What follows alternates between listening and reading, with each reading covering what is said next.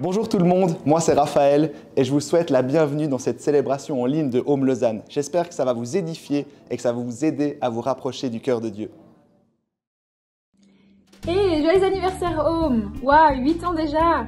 Trop heureux de pouvoir fêter ensemble ces 8 ans dans ce nouveau lieu.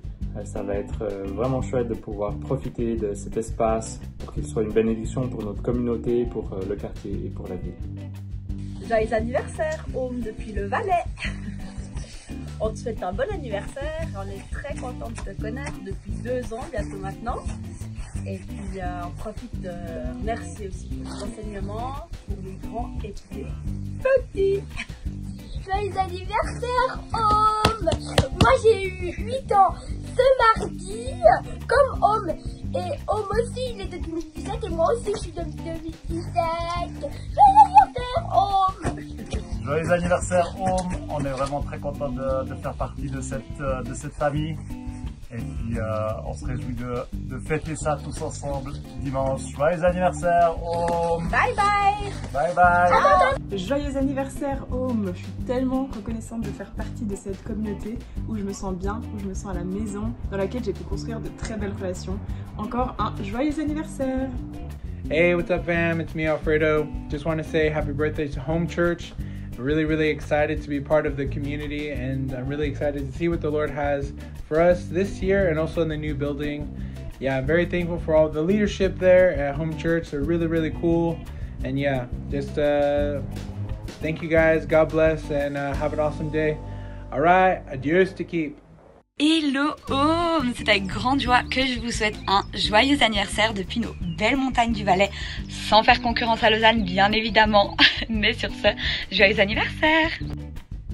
Joyeux anniversaire Home! Wouhou! Merci d'être cette église, merci d'être cet endroit où je me sens à la maison, où je me sens si bien. Je suis tellement reconnaissante d'avoir une communauté comme celle de Home. Et j'ai aussi trop hâte de voir la suite, de voir comment l'église va encore grandir et puis ce qu'on va pouvoir vivre les prochaines années. Excellent. Il fait chaud aussi, c'est vrai.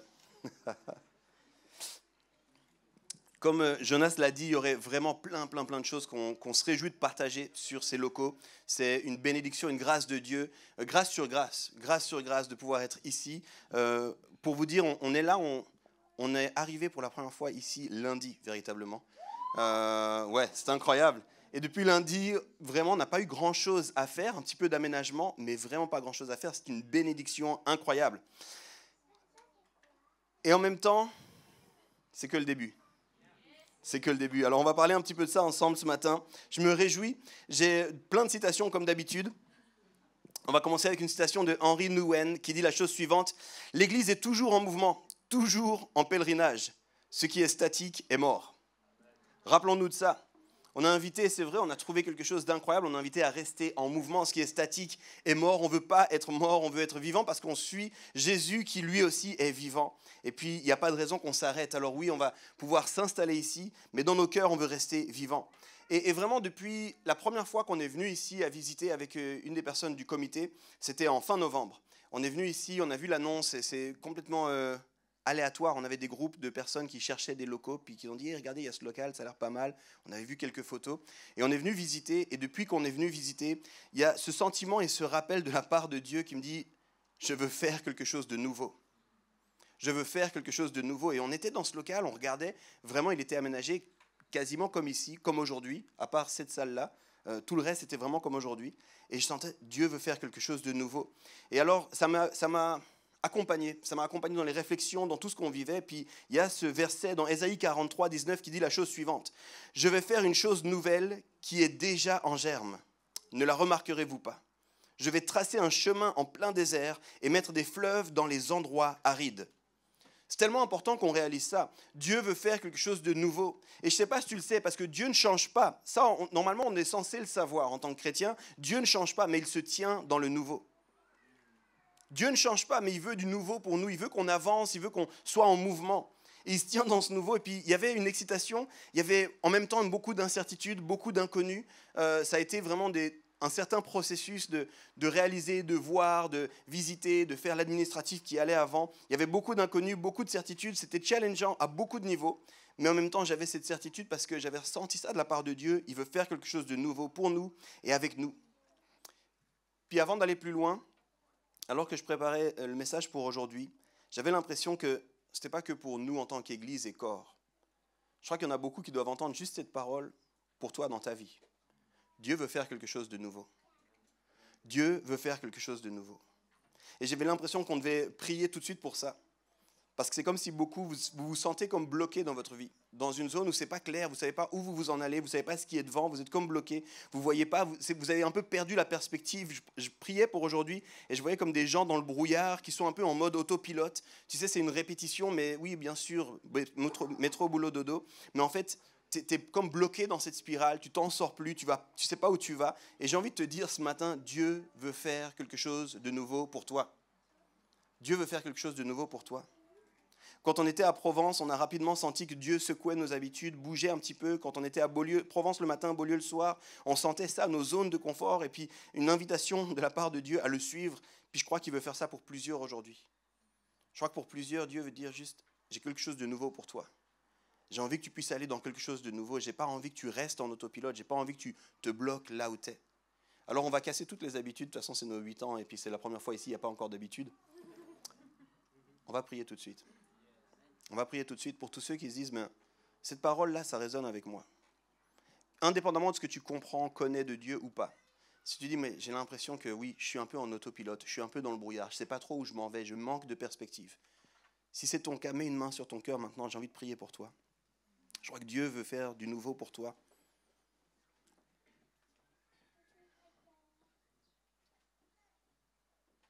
Seigneur, je te prie pour chaque personne qui a une main sur le cœur maintenant. Chaque personne qui est ici et qui se dit, ben oui, c'est chouette, c'est trop bien pour eux. Seigneur, je veux refuser ça. Je crois que cette parole, que tu fais quelque chose de nouveau, c'est pour chacun, Seigneur. Ce n'est pas seulement pour nous en tant qu'Église, ce n'est pas seulement pour nous en tant que corps, mais tu as envie de ça pour plusieurs ce matin. Tu as envie de ça pour beaucoup de monde. Tu dis, je veux enlever le brouillard. Je veux amener de la clarté, de la perspective. Je veux que tu puisses prendre des pas assurés. J'ai un futur pour toi, j'ai un projet pour toi, dit le Seigneur. Seigneur, je te prie que chaque personne qui se sent bloquée, il y en a, vous entendez des mensonges en ce moment. Tu n'y arriveras jamais, de toute façon c'est toujours comme ça, tu ne sers pas à grand chose, puis ça tourne en boucle. C'est des mensonges, je prends autorité dans le nom de Jésus sur ces mensonges. Et je brise ces mensonges. Que tu puisses voir beaucoup plus clairement. Je veux prier qu'à partir du mois de mars de 2025, il y aura une perspective rafraîchie pour ta vie. Il y aura de la clarté pour ta vie. Dans ce verset qu'on a lu, il dit, en plein désert, je mettrai des fleuves dans les endroits arides. Je prie que ces fleuves viennent toucher ta vie maintenant dans le nom de Jésus. Amen. Amen. Il y en a plusieurs, vous devez saisir avec foi ces paroles. Saisir avec foi. Dieu a quelque chose de nouveau.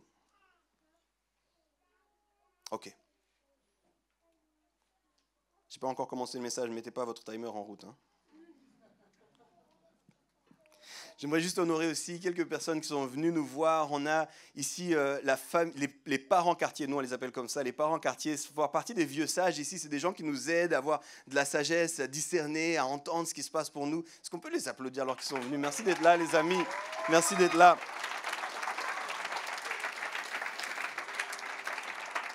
Vous savez, on a le privilège et la bénédiction d'avoir comme ça 6-7 couples autour de nous, plus âgés, plus expérimentés dans le ministère, qui sont vraiment des gens de sagesse, des gens vers qui on peut aller, des ressources pour nous. Merci d'être là et de célébrer avec nous. J'ai vu aussi qu'il y avait Jérémy et Noline qui étaient là. Est-ce qu'on peut les applaudir aussi? Comment?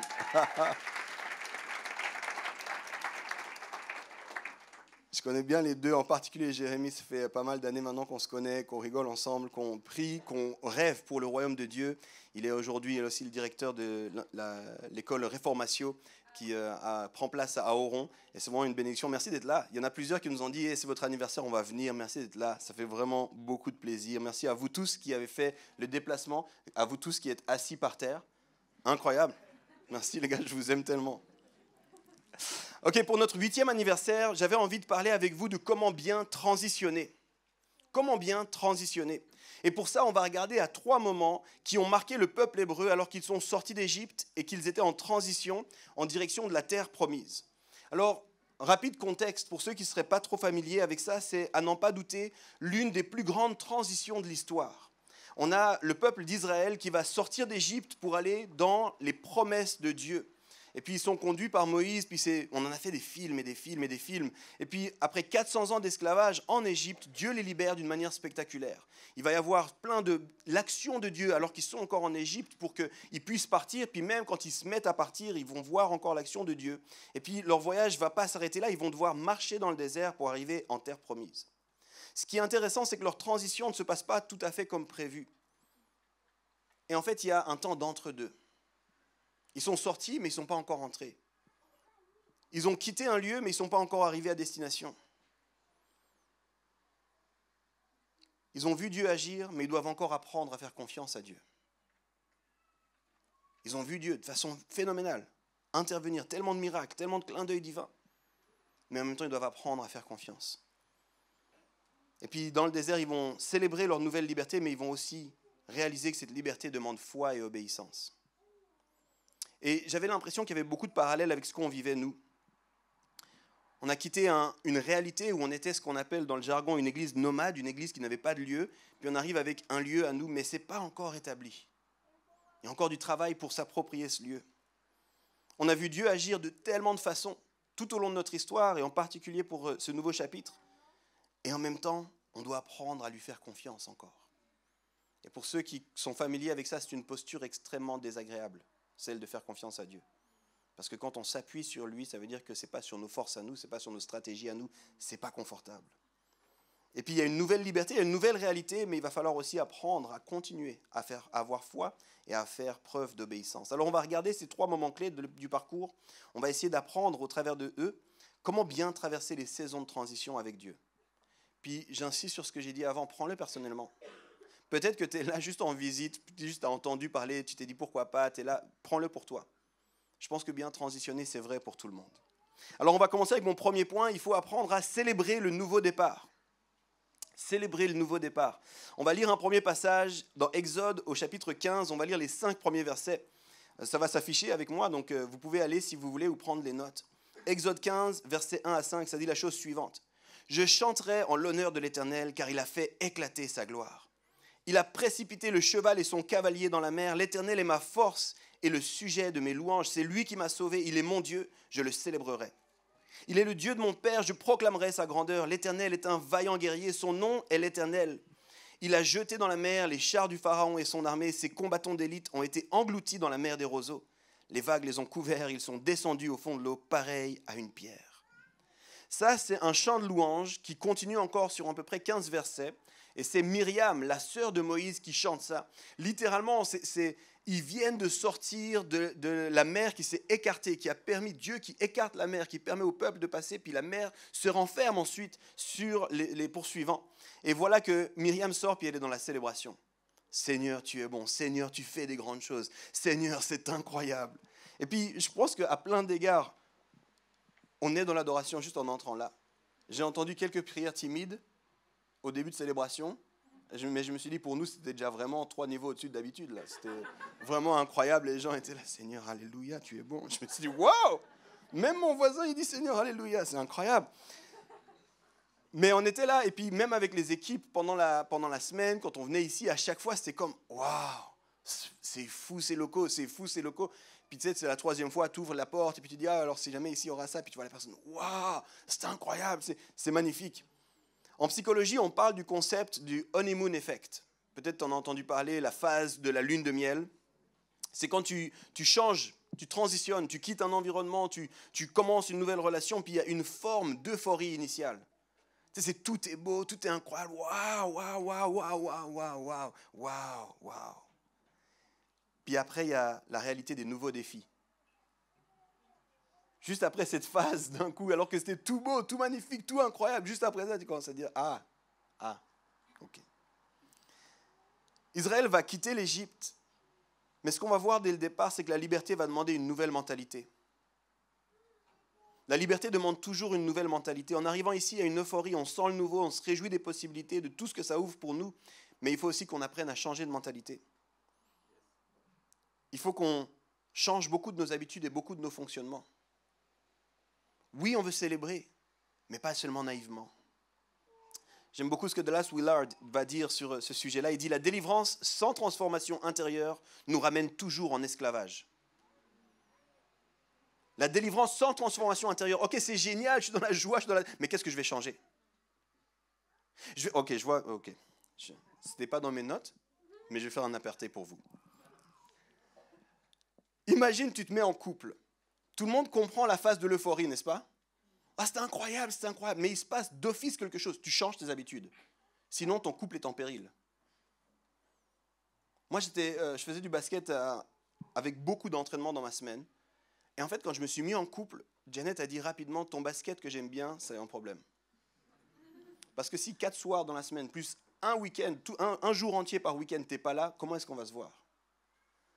Tu vois, il faut apprendre que ce n'est pas seulement « Waouh, c'est génial », il y a un changement intérieur qui doit accompagner ça, il y a une transformation qui doit accompagner. Ouais, Seigneur, on veut célébrer, on voit tout ce que tu fais, mais Seigneur, on veut aussi être prêt à transformer ce qui doit être transformé en nous. On veut changer nos habitudes, on veut changer nos fonctionnements pour pouvoir entrer dans ce que tu as pour nous.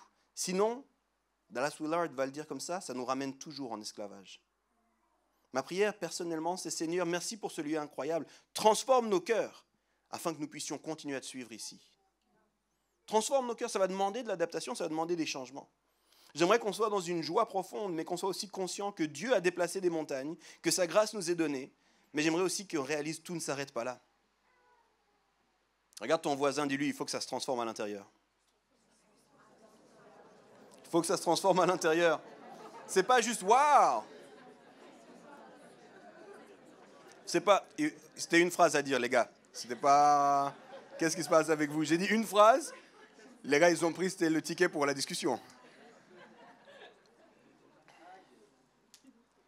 C'est important de comprendre ça. Parce que pour certaines transitions, on le vit instinctivement. Quand tu te mets en couple, instinctivement, tu passes du temps au téléphone. Instinctivement, tu réaménages ton calendrier, instinctivement. Mais toutes nos transitions demandent ça, et puis certaines, c'est moins instinctif. Puis pour nous, en tant que communauté, ça va demander des choses qui ne sont peut-être pas instinctives, qui vont peut-être nous déranger, mais c'est ça, si on veut pleinement se réjouir, il faut qu'on apprenne ça. Parce que voilà ce qui se passe. Dans le désert, très rapidement, après le chant de victoire et le chant de libération, on a lu quelques versets de ça, il y a un autre chant qui s'élève. Il y a le chant pour le veau d'or qui va s'élever dans le désert, très rapidement.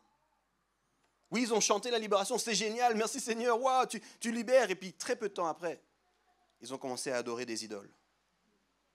C'est pour ça qu'on doit apprendre dans la victoire et la reconnaissance, non seulement à le vivre bien, mais on doit aussi apprendre à marcher avec confiance sur le nouveau chemin. Et ça, c'est mon deuxième point, marcher avec confiance sur le chemin. On va lire maintenant Exode, au chapitre 16, les versets 1 à 3, toujours le même groupe de personnes, grosso modo proches dans la temporalité. Toute l'assemblée des Israélites partit d'Élim, et ils arrivèrent au désert de Sin, qui est entre Élim et le Sinaï, le 15e jour du 2e mois après leur sortie d'Égypte. Toute l'assemblée des Israélites murmura contre Moïse et Aaron dans le désert. On pourrait souligner ça. Ils se sont mis à murmurer.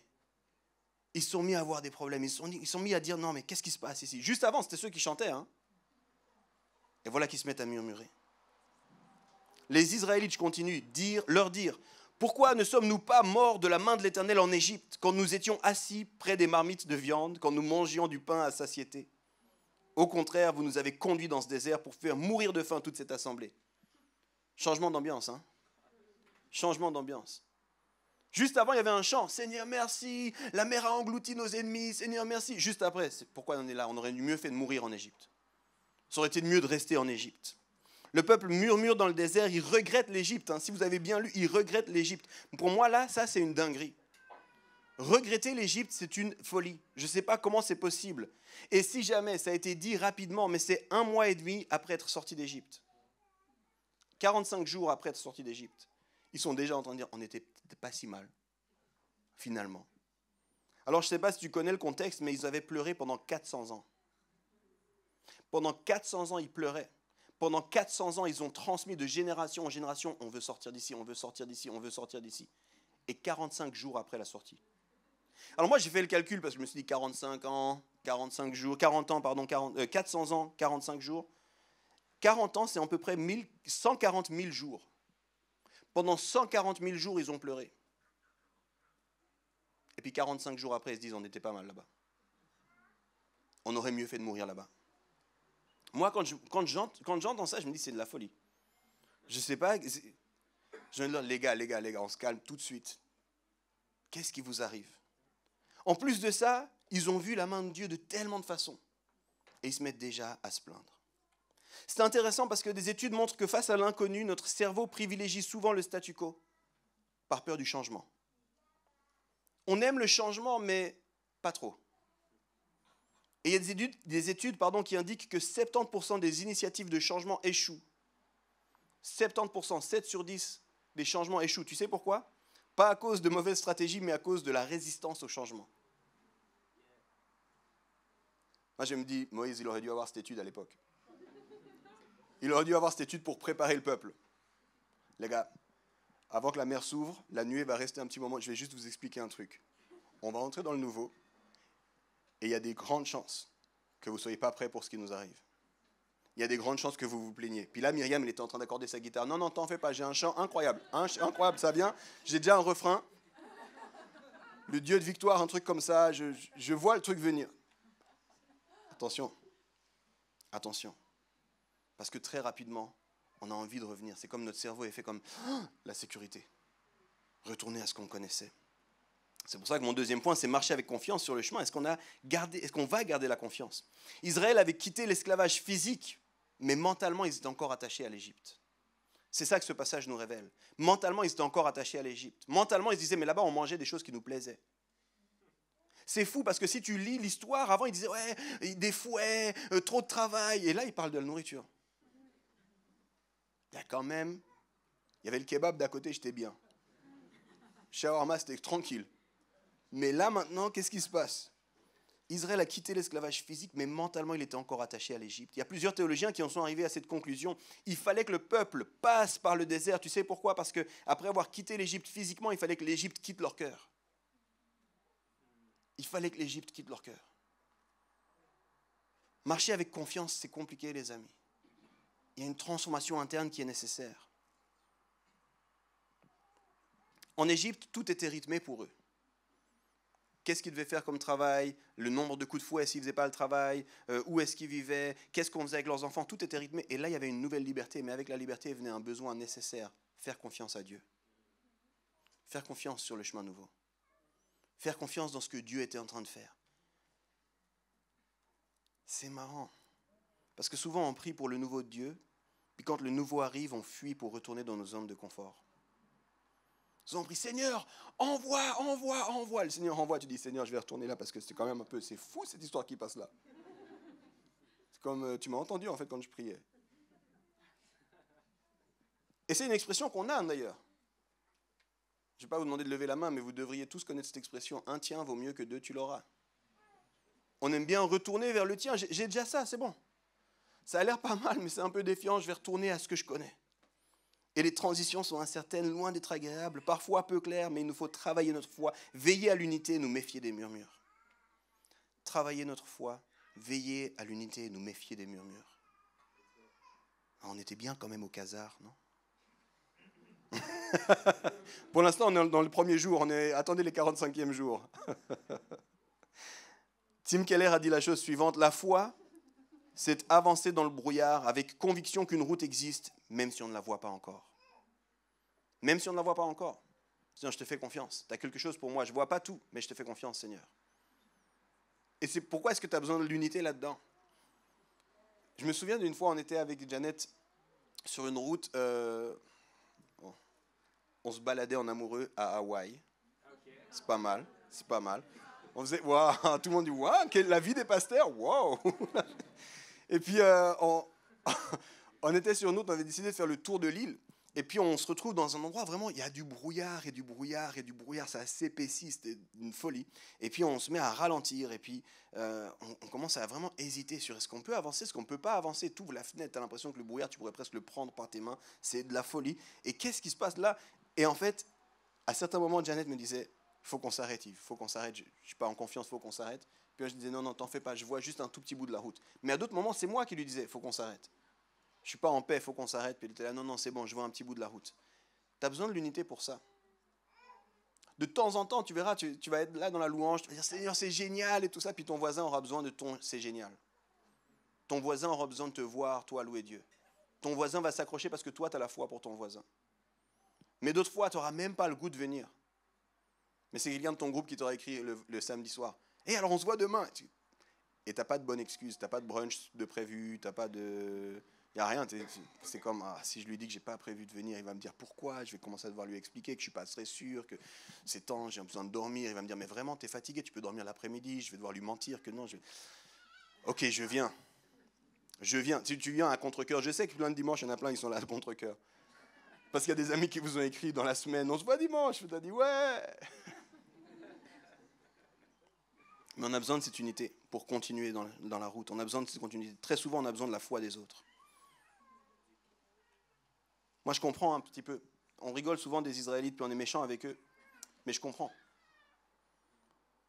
Je me dis peut-être un jour, ils se lèvent, puis ils se disent, est-ce que cette nuée, elle va disparaître à un moment donné? Ça fait 40 jours qu'on voit cette nuée, mais est-ce que la nuée va disparaître? Est-ce que la nuée, elle s'en va là-bas, mais est-ce que vraiment on sait où on s'en va? Est-ce qu'il y a de la place pour nous là-bas? Est-ce que Moïse dit qu'il a vu Dieu, mais nous, on ne l'a pas vu? Je comprends qu'il y a toute cette tension qui grandisse en eux. Mais notre marche est une marche de foi, les amis. C'est une marche qui suit la nuée. C'est une marche, on ne prétend pas tout savoir, mais on prétend connaître celui qui nous guide. Et c'est ça qui fait la différence. C'est ça la marche de foi. Où est-ce qu'on s'en va? Je ne sais pas. Mais je sais avec qui on s'en va et c'est ça qui compte. Je ne sais pas exactement. Qu'est-ce qu'on va faire maintenant qu'on est là? Je ne sais pas exactement. J'ai des idées. Mais je sais avec qui on va le faire. Et du coup, j'ai confiance. Pourquoi? Pas pour nous, pas pour nos stratégies, pas pour nos compétences, pour lui. Ma confiance, elle est en lui et c'est tout.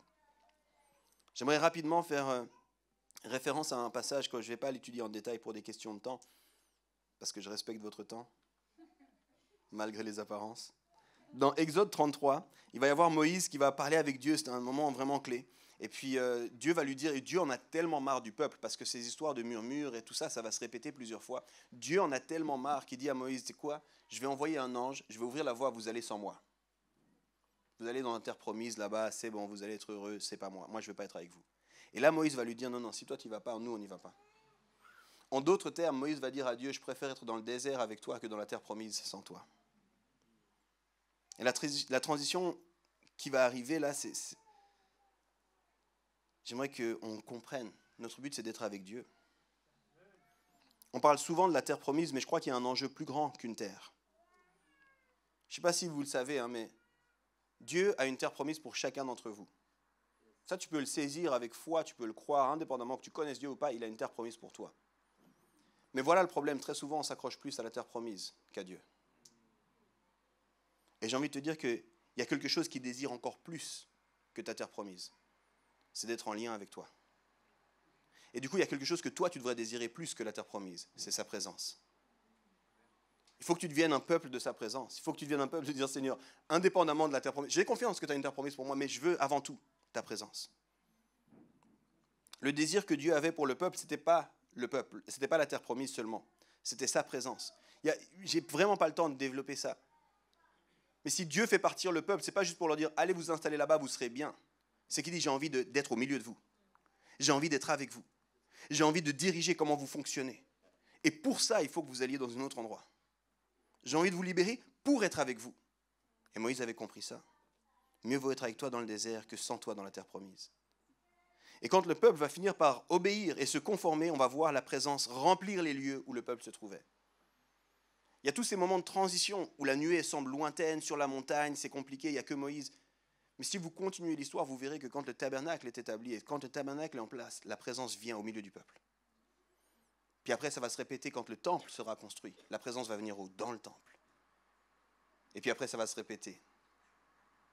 C'est la promesse merveilleuse que Jésus avait dit.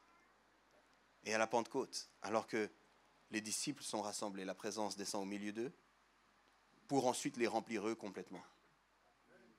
Mais vous savez la clé à tout ça? L'obéissance. L'obéissance. C'est mon troisième point.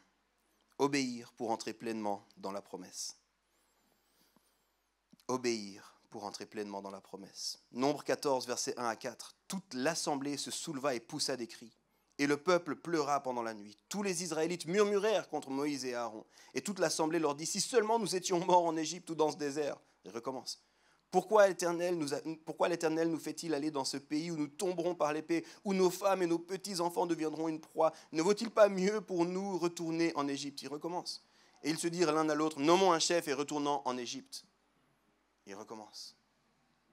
Ils recommencent, ils ont vu Dieu tellement de façons. Puis là, ce qui se passe, c'est qu'ils vont envoyer, parce qu'ils sont au bord de la terre promise, ils vont envoyer des espions aller voir. Est-ce que cette terre promise, elle est là? Qu'est-ce qui se passe dans cette terre promise? Est-ce qu'on peut y arriver? Et puis, parmi les espions, il y en a 2 qui sont dans la foi, parce qu'ils connaissent Dieu. Et les autres qui vont dire, non, mais c'est dangereux, c'est difficile là-bas. Le peuple refuse alors d'entrer, par peur, et veut retourner en Égypte encore. Ils ne parviennent pas à avoir foi. Et du coup, la conséquence, parce qu'ils n'arrivent pas à avoir foi, ils n'arrivent pas à obéir. Il y a un lien entre la foi et l'obéissance, les amis. Parce qu'ils n'arrivent pas à avoir foi, ils n'arrivent pas à obéir.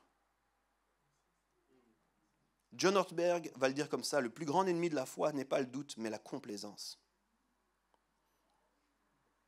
Très souvent, on se retrouve, on est confortable, on est bien, puis du coup, on n'a plus besoin de foi. Parce qu'on est bien, puis on est avec nos habitudes, puis on est avec notre confort à nous. J'ai une annonce extrêmement importante à faire, vu que c'est le premier dimanche qu'on est là. Ce lieu-là, ce n'est pas la promesse, les amis. Ce lieu-là, ce n'est pas la promesse. On est extrêmement content pour ce lieu, comprends-moi, mais ce n'est pas la finalité.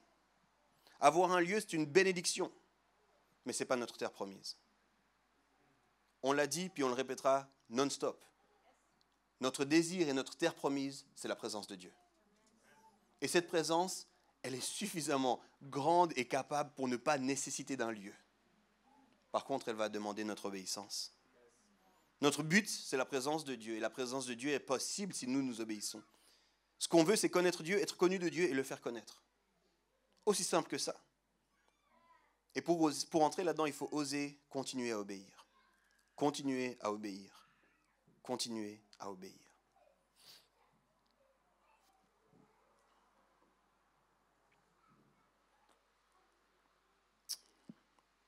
Est-ce qu'il y en a qui ont vu Le Roi Lion? Je ne parle pas à Mufasa, là, ça je n'ai pas vu encore, je ne sais pas, je ne juge pas, je ne dis rien sur ça. Je parle de vrai, Le Roi Lion, le vieux. Il y en a? À main levée, quelques-uns? Sinon je vous explique le plot si jamais. Si jamais vous n'avez pas vu puis vous aviez prévu de le voir, il risque d'y avoir des spoilers alertes là dans ce que je vais dire. Maintenant, il va y avoir des spoilers, ok? Mais ça fait vraiment suffisamment longtemps qu'il est sorti pour que vous l'ayez vu. Dans Le Roi Lion, le petit Simba, qui est en fait le fils de Mufasa, va voir son père mourir. Spoiler, je sais. Quoi? Et à ce moment-là, il va partir. Il va partir, puis il va choisir une vie insouciante, loin des responsabilités. On connaît cette vie insouciante, loin des responsabilités, parce que ça a donné une chanson incroyable. Hakuna Matata. Aucun souci. La vie est belle. Je mange des asticots, je me marre avec mes potes, Timon et Pumba, peace, tu vois, la vie est belle, cool. Mais une chose que des fois on ne réalise pas, c'est que ça va le priver de son héritage et de sa véritable identité. Cette vie-là, Hakuna Matata, ça le prive complètement de son héritage et de son identité. C'est intéressant parce que beaucoup de chrétiens font pareil. Ils sont sauvés, mais ils hésitent à entrer pleinement dans leur appel. Seigneur, sauve-moi. Maintenant que je suis sauvé, Seigneur, c'est cool maintenant. Maintenant, bénis-moi, Seigneur. Maintenant, la voiture, Seigneur. Maintenant, le compagnon, la compagne. Maintenant, la maison. Seigneur, bénis-moi. Puis moi, je vais aller au dimanche à l'église quand j'ai pas brunch. Beaucoup veulent un sauveur, mais pas un Seigneur.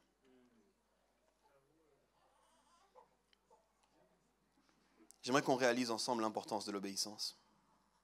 Ce qu'on veut, c'est sa présence, et pour ça, il nous faut lui obéir. On a un nouveau lieu et c'est génial. Mais voilà une chose que personnellement, je ne veux pas. Et ça, entendez-moi bien, je ne veux pas qu'on devienne un lieu confortable. Je ne veux pas qu'on devienne un lieu cosy.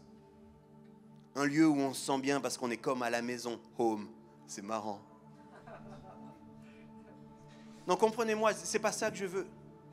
C'est pas du tout ça que je veux. Ce que je veux par-dessus tout, c'est qu'on dise, dans ce lieu, il y a la présence de Dieu.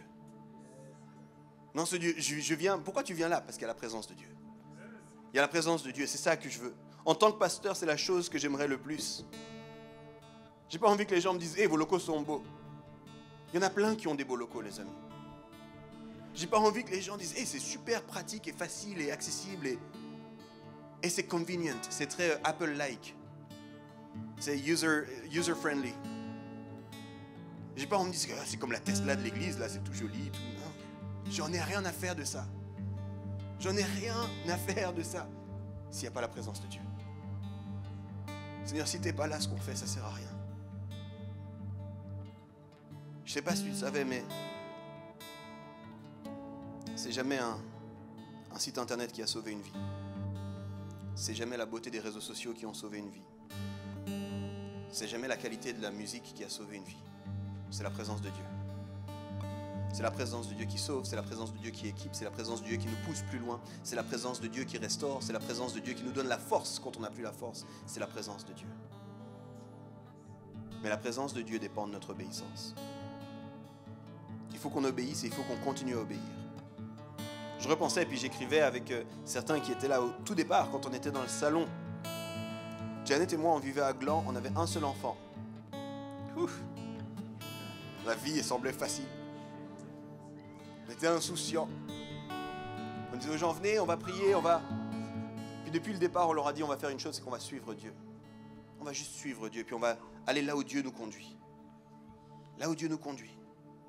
Puis aujourd'hui, je suis tellement reconnaissant que Dieu nous conduise à la Borde.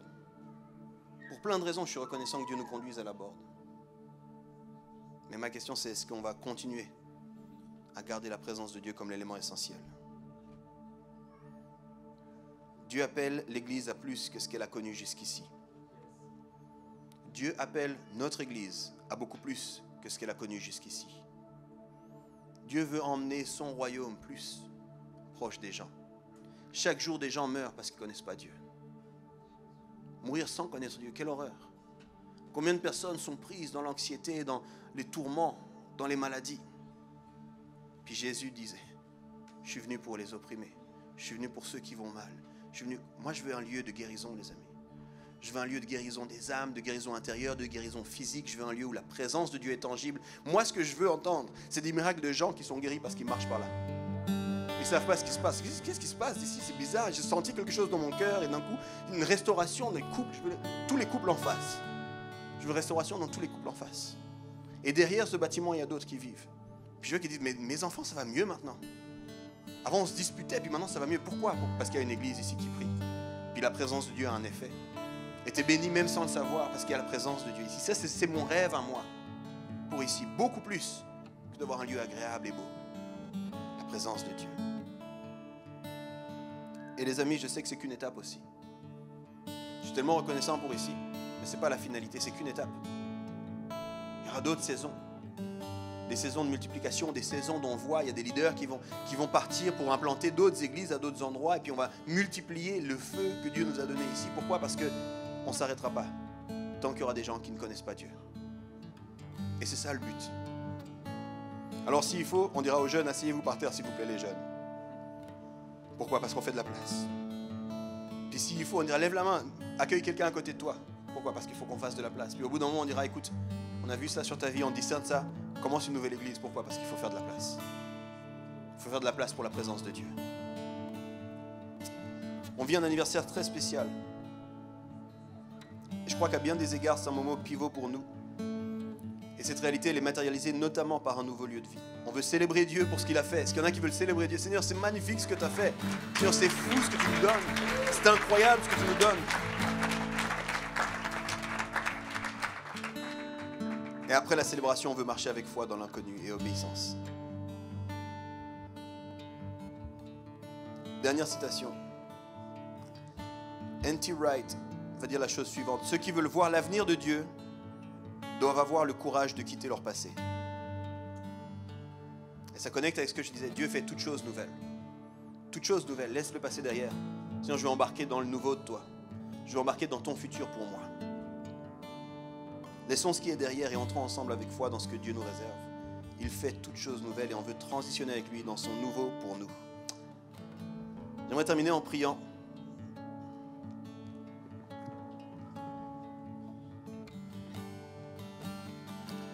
Jésus. Jésus, Jésus. Incline ton cœur, ouvre ton cœur juste à Dieu. Est-ce que lui veut te dire de ce message? Moi j'ai beaucoup parlé, mais qu'est-ce que lui voulait souligner pour toi? Seigneur.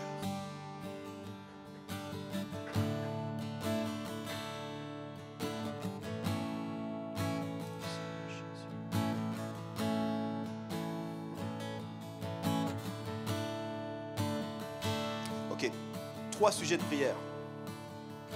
Et je vais vous demander d'être courageux, audacieux, de vous lever quand ça vous concerne. On va prier pour vous, on va vous entourer dans la prière. Le premier sujet de prière, c'est pour l'obéissance.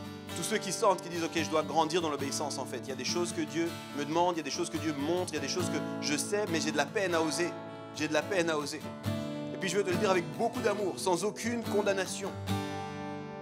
Mais en tant que papa, quand mes enfants ne m'obéissent pas, au bout d'un moment, ils tombent dans la désobéissance.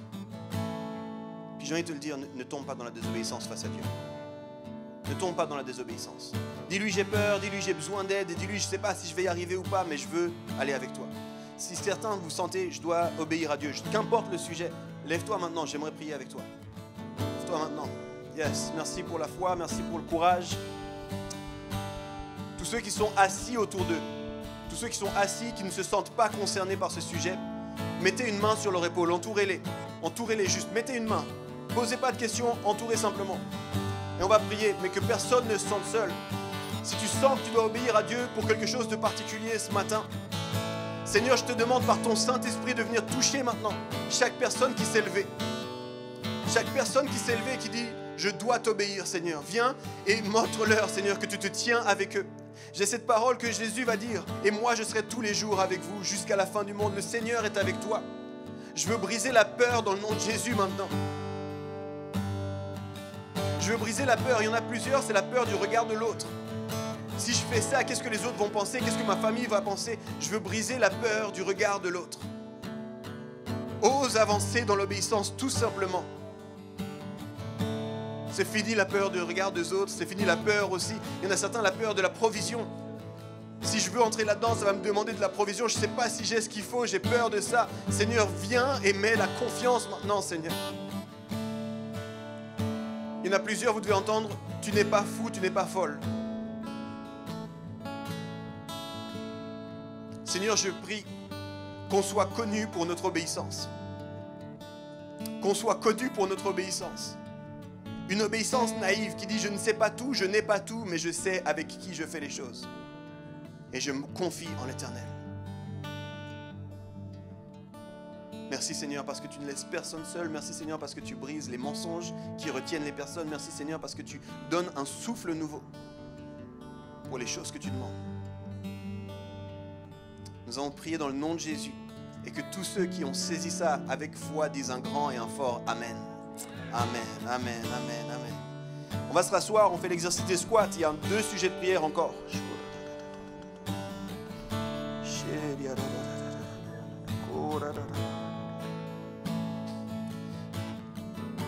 Il y en a, vous devez vous décider par rapport à Dieu. Il y en a, vous devez vous décider par rapport à Dieu. Vous êtes un peu ambivalent. Des fois, c'est Seigneur, je t'aime. Des fois, c'est Seigneur, je ne suis pas sûr. Des fois, c'est Seigneur, je te suivrai. Puis des fois, c'est Seigneur, je veux plus te suivre. Tu n'as pas répondu à ci ou tu n'as pas dit ça. Et puis c'est le temps que tu te décides de façon ferme. À partir de maintenant, je vais suivre Dieu. À partir de maintenant, je vais suivre Jésus. Je vais me consacrer à lui. Et dans ce sujet-là, j'ai vraiment envie de distinguer. Il y en a, c'est la première fois que vous allez prendre une décision avec Dieu. Puis il y en a d'autres, c'est un retour à la maison. J'aimerais commencer par tous ceux qui vont dire pour la première fois, Seigneur, je veux te suivre. Je veux te donner ma vie. Je veux m'abandonner. Je veux mourir à moi-même, puis je veux te suivre. Je veux entrer dans tes projets. Je veux entrer dans ta terre promise. Comprends, non, que ta terre promise, c'est ta présence avant tout ce que tu veux faire dans ma vie. S'il y en a qui veulent donner leur vie à Jésus, donner leur vie à Dieu, dire je m'abandonne, je meurs à moi-même, je veux te suivre Seigneur. Et c'est la première fois que tu fais ça. Tu ne l'as jamais fait auparavant. Je veux te donner une chance maintenant, lève-toi maintenant là où tu es. On veut t'accueillir, on veut t'acclamer, on veut dire c'est magnifique. Est-ce qu'il y a quelqu'un qui se lève pour la première fois, qui dit Jésus, je veux te suivre pour la première fois. Jésus, je veux te donner ma vie. J'en ai marre de marcher seul, j'en ai marre d'essayer par mes propres forces. Jésus, je te suivrai. Est-ce qu'il y a quelqu'un qui veut faire cette décision ce matin?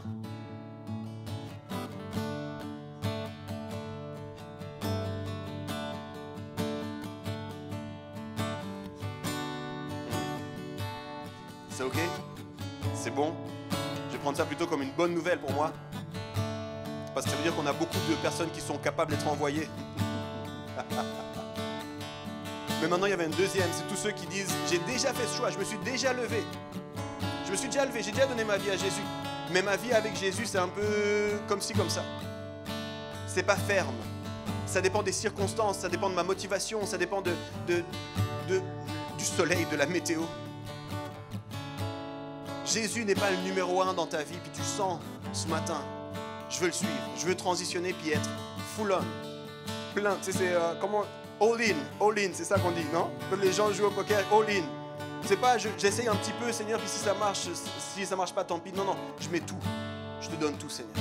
Est-ce qu'il y a quelqu'un qui sent qu'il doit revenir à la maison, qui doit se donner tout entier? Lève-toi aussi maintenant. Comment on veut l'accueillir, on veut l'acclamer. Comment bravo. Est-ce qu'il y a quelqu'un d'autre qui dit, je dois venir, c'est 100%.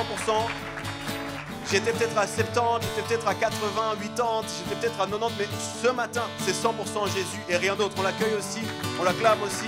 100% Jésus. Est-ce qu'il y a quelqu'un d'autre qui dit 100% Jésus ce matin?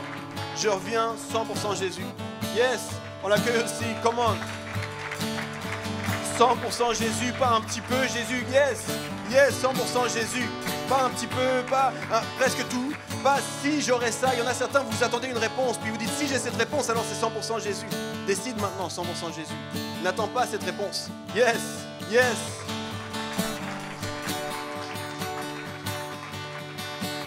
On va prier pour vous. Il y en a qui sont déjà entourés ici, entourez ceux qui se sont levés. On va prier pour vous.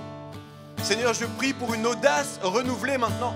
Je prie pour une confiance renouvelée maintenant, Seigneur, que chacune de ces vies puisse dire c'est 100% Jésus, pas 90%, pas 95%, 100% Jésus. Jésus, là où tu me demandes d'aller, j'irai. Seigneur, c'est une vie qui est marquée par l'obéissance, c'est une vie qui décide de revenir complètement. Il y en a plusieurs, il y a la honte qui part de vous maintenant. La honte, vous vous dites, mais ça, je ne suis pas digne, Jésus ne peut pas m'accueillir à cause de ci, à cause de ça. Le Seigneur t'accueille malgré tout. Il voit tout ça, mais ça ne le retient pas du tout. Alléluia. Alléluia. Seigneur, viens, donne une audace, donne un courage, donne un 100%, Seigneur, que les vies puissent être marquées par une marche de foi à ta suite. Dans le nom de Jésus. Dans le nom puissant et précieux de Jésus-Christ. Amen. Amen. Amen. On va se rasseoir une dernière fois pour se lever tous ensemble après.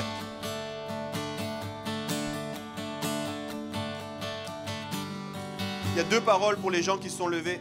Il y a 2 pensées pour les gens qui se sont levés. Recevez ces pensées maintenant. En tout cas, une personne qui s'est levée, tu te sens emprisonné par la honte.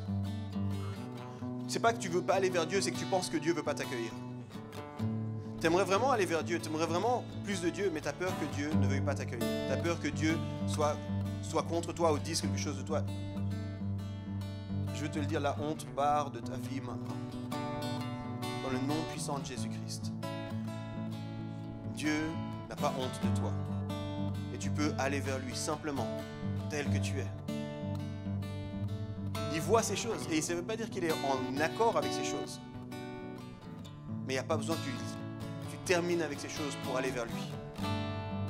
C'est lui qui veut t'accompagner par son esprit pour que tu puisses vivre dans la plénitude qu'il a pour toi. Et il y a une deuxième pensée. Je pense que ça correspond à 2-3 personnes qui se sont levées. Ne continuez pas seul votre course.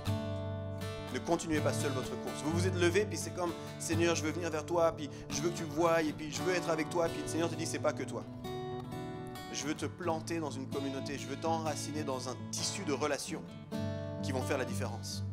Des relations qui vont te porter quand tu auras de la fatigue. Des relations qui vont prier pour toi quand tu ne sauras plus comment ça t'appelle. Des gens qui vont continuer à affirmer ton identité. J'aimerais vraiment vous encourager. Ne restez pas seul. Si cette parole est pour toi, saisis-la et ne reste pas seul. Et ne reste pas seul.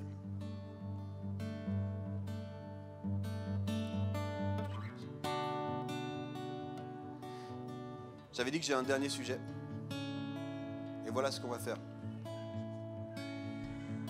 On va faire... Je pense que ce sujet, il est pour la plupart d'entre nous. Et je vous proposerai, si ça vous concerne, de vous lever, puis on va chanter ensemble. On va chanter ensemble que ton nom résonne dans ce lieu. Mais ce sujet, c'est par rapport à cette image de Hakuna Matata. Il y en a certains, on a commencé en rigolant sur cette image-là. Mais après, vous vous êtes dit, peut-être que je fais un peu ma vie comme Hakuna Matata. Peut-être que finalement, je suis un petit peu dans cette réalité. Seigneur, c'est moi qui choisis, c'est moi qui suis au contrôle. Puis on va décider ensemble, comme un seul corps. C'est fini cette vie Hakuna Matata. On entre dans notre appel, on entre dans notre destinée, on entre dans ce que Dieu a pour nous. Pas moins que ça. Si tu es d'accord de le dire pour toi et pour nous en tant qu'Église, lève-toi maintenant. Et la façon qu'on va avoir de prier, c'est de chanter ce chant qui dit que ton nom résonne en ce lieu. Seigneur, ce n'est pas notre nom, ce n'est pas notre confort, ce n'est pas notre bien-être, c'est que ton nom résonne en ce lieu. Que ton nom résonne en ce lieu, que tu sois connu, Seigneur. Je ne veux pas seulement t'appeler mon sauveur, je veux aussi reconnaître que tu es mon Seigneur. C'en est fini avec la vie Hakuna Matata. Dans le nom de Jésus. Amen.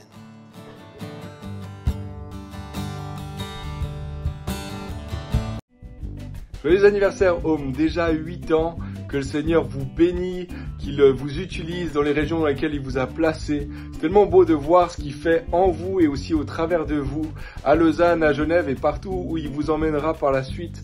Tellement reconnaissant de ce qu'il a fait jusqu'à maintenant et on se réjouit du prochain chapitre qui s'ouvre devant vous. Yves, Jeannette et toute l'équipe, félicitations, bravo à vous. Vous êtes visionnaires, vous êtes inspirants, vous êtes persévérants. On se réjouit de voir tout ce que le Seigneur va continuer de faire au travers de Home. Salut Home Lausanne, c'est Amir. Je vous souhaite un joyeux anniversaire. C'est fou de réaliser que ça fait déjà 8 ans que l'aventure a commencé. Et franchement, je suis super reconnaissant à Dieu pour ce qu'il fait, non seulement dans la communauté, mais aussi surtout au travers de vous, de la communauté. Et voilà, je suis un peu triste de ne pas pouvoir être là pour célébrer avec vous, mais je me réjouis de pouvoir vous visiter dans quelques mois. À tout bientôt. Église Home, joyeux anniversaire, joyeux 8 ans de Nishma et Benjamin. Franchement, on a trop de bons souvenirs des temps qu'on a passé avec vous. On a trop hâte de vous revoir. Yeah. Je vous aime beaucoup. Ouais. Loads of love, guys. Ciao. The Korean heart. Ciao. Famille, c'est Kono, j'espère que vous allez bien. Un joyeux anniversaire à Home Lausanne, la maison. J'ai hâte de venir dans cette maison. Votre pasteur, il veut pas m'inviter, je ne comprends pas pourquoi. Mais en tout cas, ouais, un joyeux anniversaire à Home pour cette 8e année. C'est incroyable ce que tu fais. C'est pas toutes les églises qui ont une longévité comme celle-ci. C'est pas un dû. C'est qu'il y a un travail de fond, il y a un travail qui a été fait en profondeur, il y a des fondations qui ont été mises en place et j'en doute pas, vu toutes les personnes que j'ai pu rencontrer de Home. Et donc j'ai juste envie de vous bénir et de vous dire félicitations et un joyeux anniversaire. Soyez bénis la famille. Et j'espère qu'on se verra bientôt. Pasteur Yves, faut m'inviter s'il te plaît quand même. Soyez bénis la famille, on est ensemble.